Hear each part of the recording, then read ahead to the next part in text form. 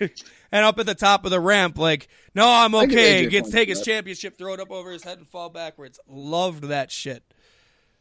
Plus, Viking Raiders are always fun to watch. Tear through some people.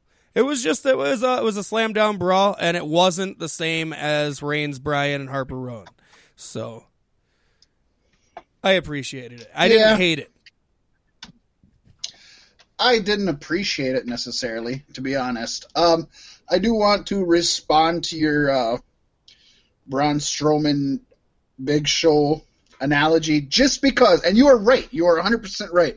Braun Strowman's looks better. Yes. And I've been critical of it's still Big a punch Show's and it's still WMD. I've been critical of Big Show's WMD for that point, because it just looks stupid and it just should never have been a finisher. But I do want to say, Braun Strowman, if he accidentally connects with you, you're going to see stars and you might be out for a second.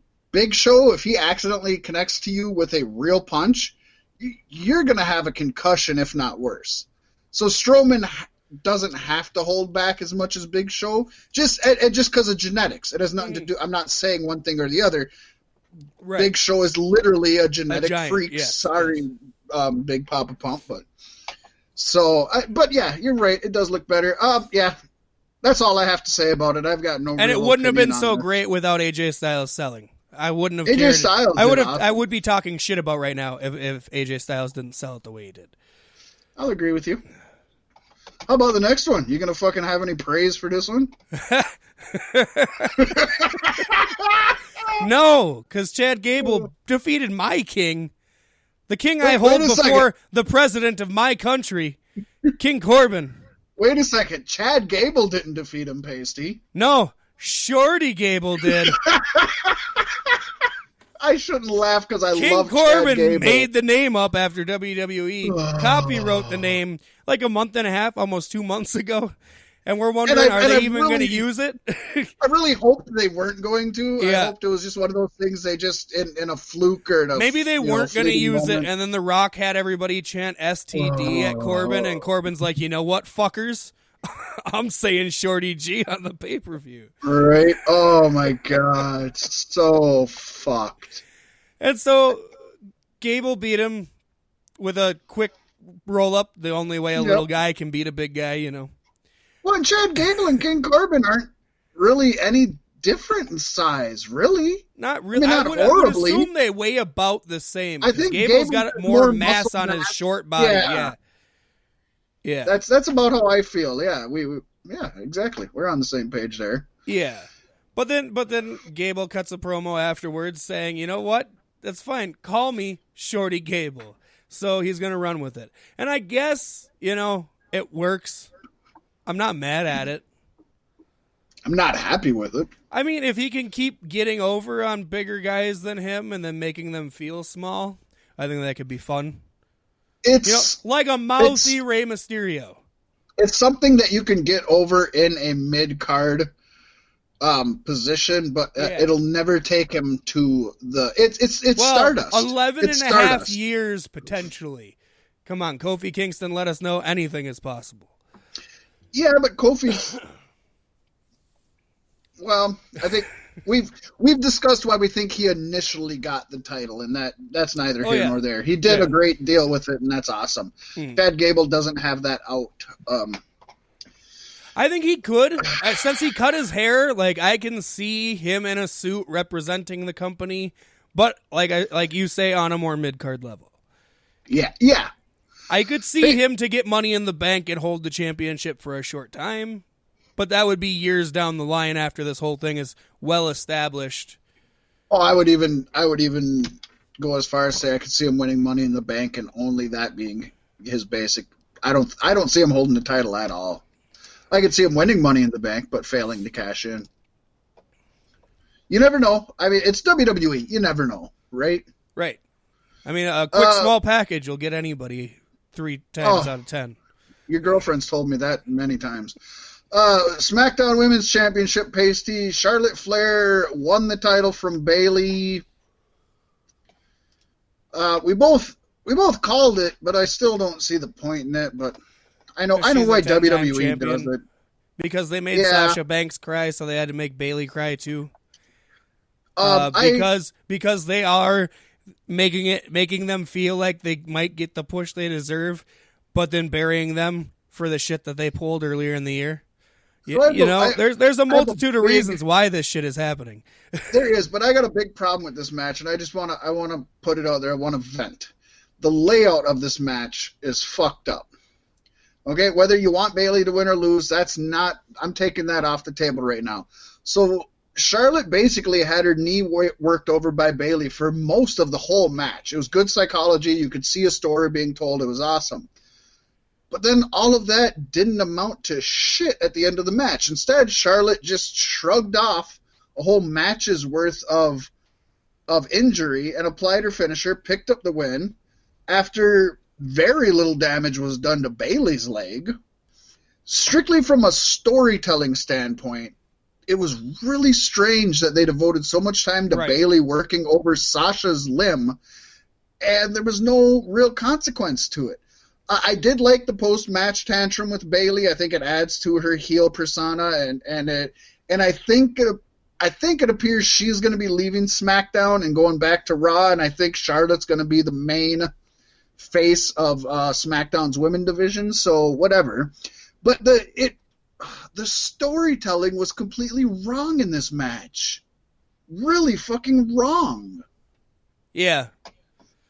Yeah, it didn't feel right. It wasn't a great match, and like you said, everything that was built up during the match with the damage done to her knee, like she shouldn't have been able to put on the figure 8. Or at least she should have showed like so much pain when she was doing it, or sold it somehow. She didn't really at all. Well, that's the blood of the Nate.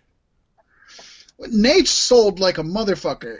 Nate barely won any matches. We all know that. Even for being a 16-time champion, he lost. Those were the only matches he ever won. Exactly. And he sold like all get out. He'd sell a chop to where he flip-flopped and flipped over the ropes. You know what I mean? Oh, yeah. Somebody had to show Shawn Michaels and The Rock how to do it. Exactly. I was just watching a video of every time Stone Cold ever stunned The Rock. It was a fun video. That is great. Yeah, for all these people who compare Flair to her father, she does not wrestle like him at all. She doesn't put the psychology in. She doesn't sell like he sold. And Flair knew his job was to put over the faces because he made money. He made money when he was the heel who lost to the faces. Yeah, but it's a heel market these days. Everybody loves a heel, and so you got to put your heels over. Well, Charlotte's not a heel. She didn't put Bayley over.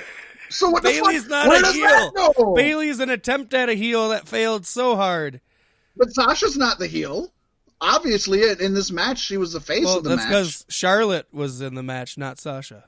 Or that's what I meant, but you know what I mean. Yeah, I mean that logic doesn't work in this situation because Charlotte was the face and Bayley was the heel. So if it's a heel's market, then that screws up everything. Well, let's just call this the appetizer for what was to come. Oh, you watched this match and you said you watched Chad and Corbin, and then you watched this match, and you were like, well, it can't get any worse. And we got a Hell in a Cell match with two of the most talented individuals on the WWE roster. Yeah, right? Yeah. And it started out amazing. Too right.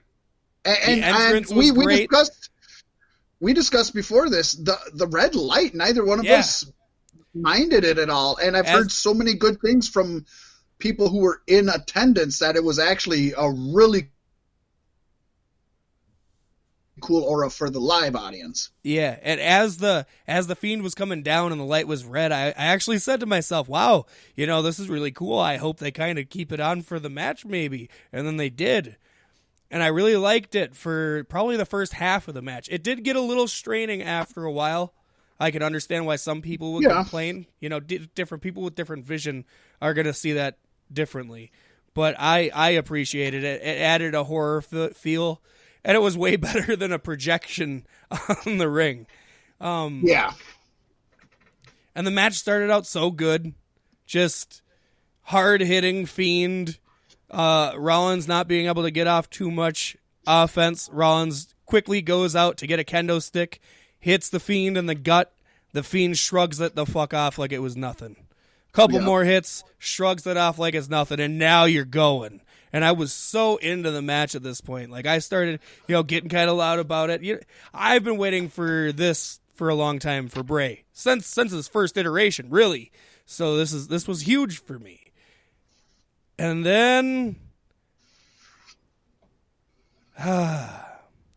it built up and built up. Rollins kept trying to get off offense. 2 stomps, a pedigree, goes for the pin. Fiend kicks out at 1. Biggest I've popped in a long time for professional wrestling. Kicking out at 1 after 2 stomps and a pedigree. Something that Brock Lesnar, I believe, fell to recently. But then Rollins just kept going. More stomps, more stomps, more stomps. All of a sudden, Bray stops moving. Seth pulls out a ladder, hits him in the head with that. Chair shots to the head, puts the chair inside the ladder, grabs the toolbox, smashes that on the contraption. He's not even trying to pin him anymore at this point either, I don't think, which I thought was really stupid. Like, you should... He's just trying to punish him. Right. You should give it an attempt after each attempt you make, right? Well, I guess I will actually say, psychology-wise, I think that makes sense because after 2 stomps and a pedigree, he kicked out at 1. So I think it almost wastes Seth's energy to try to pin him after, he wants to do 7 things in a row because he did 3 big things and it didn't keep him down for even one, for one. So I get that. Yeah. Not defending this, but I get that. And then, like, this part of the match, it just got to be really excessive. Long periods where Seth goes to look for the next thing to use to try to put him out. Yeah. And the curb stomps got up into the double digits, which is just, it got to be excessive. At first, it was really cool. Like, lightly, it was nice. I think the crowd just saw where it was going. I mean, we all knew that it had to end with nothing changing. But Rollins couldn't beat the Fiend either. But yeah, what would be cool if after all of the punishment, after all those curb stomps, after the ladder and toolbox, and people would probably bitch, but if I he would crab have walked up out of it from underneath the ladder, like, and then either hit Sister Abigail and pinned him, or hit the mandible claw and pinned him. Yeah, 100%. That's exactly it. That would be cool. Yep. And that would definitely tell the story of the Fiend. Right. And then if you want to do something where you protect the Fiend from being a champion, what you do is you incorporate into the draft all championships are stripped. It'd be really easy to throw that switch. Oh, for sure. And everybody would forgive you. But we had the loudest boos I've heard since fucking Roman Reigns beat The Undertaker? We had maybe louder than that.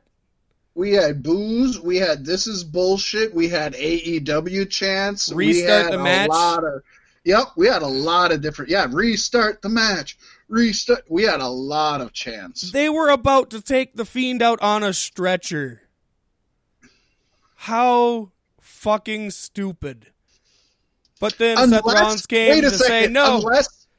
Unless it was fucking his little witch and his little fucking pterodactyl thing that was carrying the stretcher, that would have been cool as shit. I don't know how they would have done it, but that would have been cool as shit. I would have marked out for that. So I just want to say that right now. Rambling Rabbit sitting on Seth's shoulder, like kissing his ear or something. Oh yeah, if it was that, I would have fucking marked out. I don't know how they would have done it, but I would have just marked out. But that wasn't the Seth case. doesn't buy it. I don't know what Seth's deal was, but he had to get down in the Fiend's face just to get set up for that mandible claw with a blood pack, which I agree was a good move, but it was too late. That's one thing that I defend is the blood pack with the mandible claw. I thought it really told a good story. But yes, way too little too late. Yeah. It was not the right spot for it. And then news broke today that the original finish, they were supposed to be on top of the cage, duking it out, and Rollins hit the Fiend with a missile drop kick, and the Fiend falls off through the table. And when Seth goes to get his championship, the Fiend hits him with the mandible claw after the ref called it off for the Fiend falling through the table, which still would have got complaints, but I don't think nearly as bad. We might be looking at a C- pay-per-view. Right, and I've heard through sources that Shane McMahon X'd that because he wanted to be the last person who fell off of Hell in a Cell.